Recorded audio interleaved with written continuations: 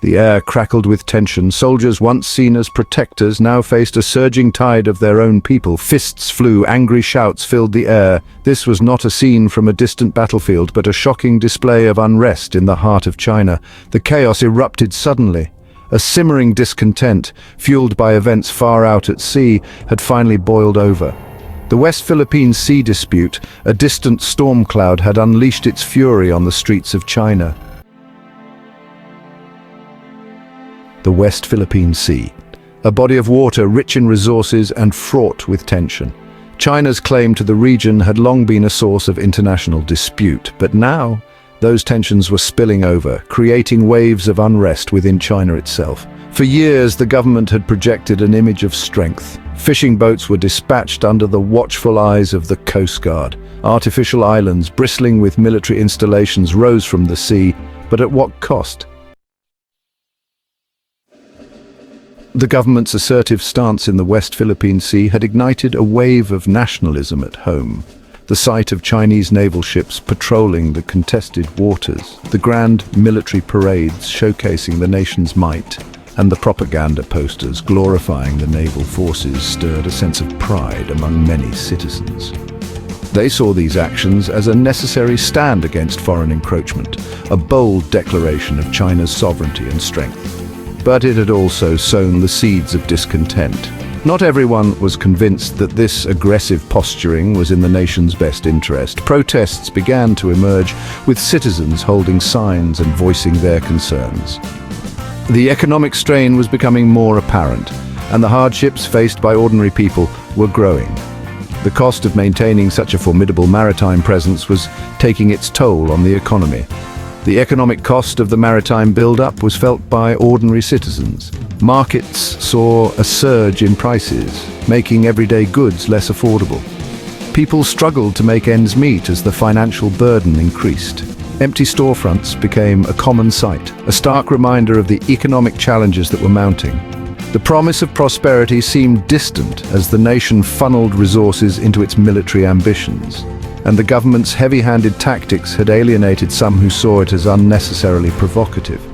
The presence of police and soldiers in civilian areas, the crackdowns on dissent, and the overall atmosphere of intimidation created a rift between the government and its people. Many felt that the leadership's approach was too aggressive, that it was provoking unnecessary conflict both domestically and internationally. China was a nation divided.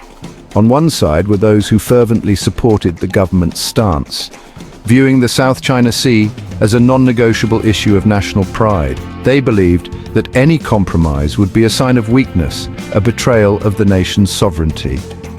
On the other side were those who questioned the wisdom of such confrontation. They worried about the long-term consequences, both economically and politically, of pushing too far. On one side, those who saw the South China Sea as a matter of national pride, a line in the sand that could not be crossed. They rallied behind the flag, participated in patriotic events, and supported the military drills that were meant to showcase China's resolve. For them, the South China Sea was more than just a strategic location. It was a symbol of their nation's strength and independence.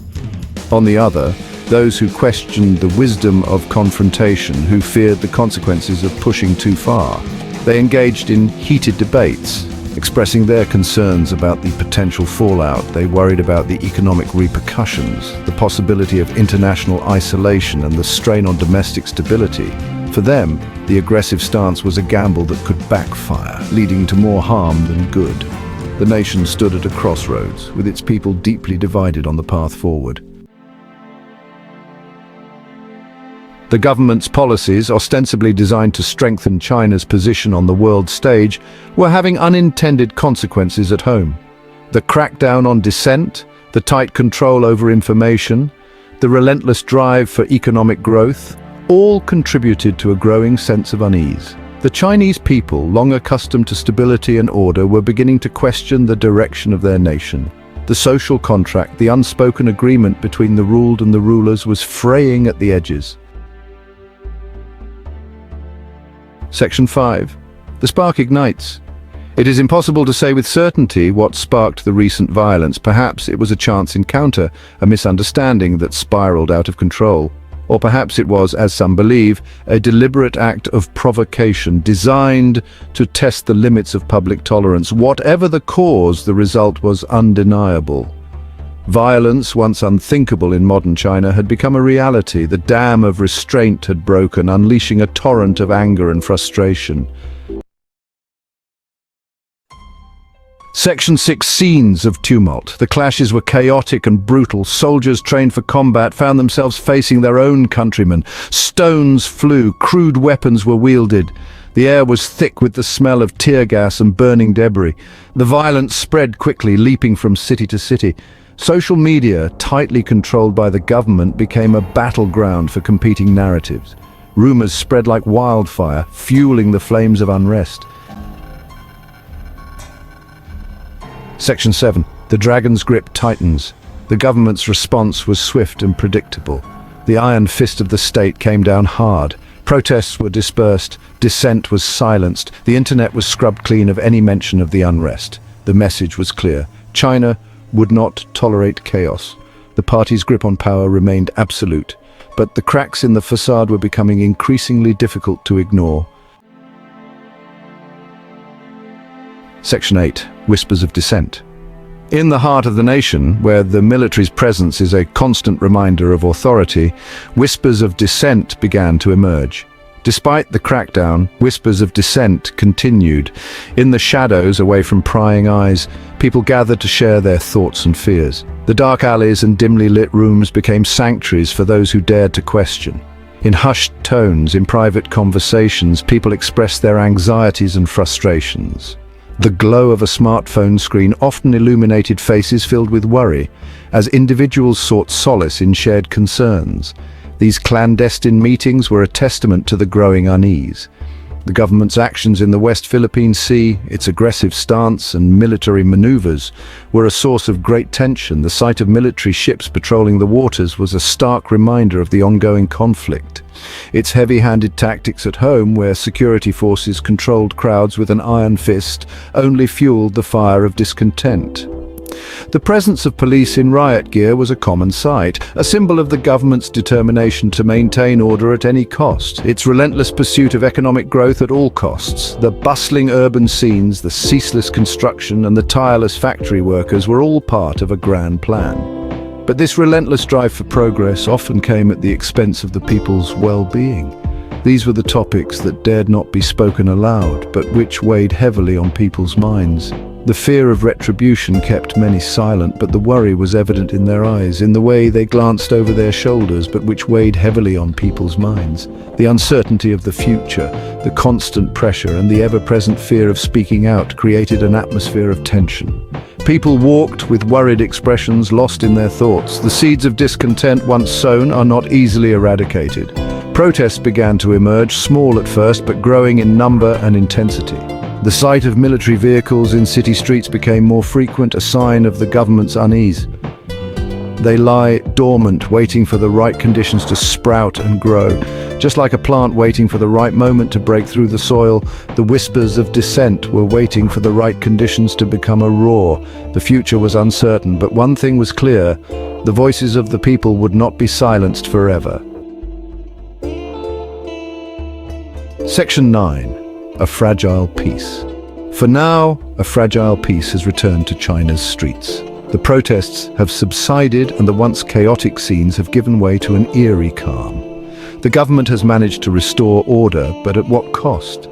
The internet has been sanitized with strict censorship in place. Websites and social media platforms that once buzzed with dissent are now eerily silent.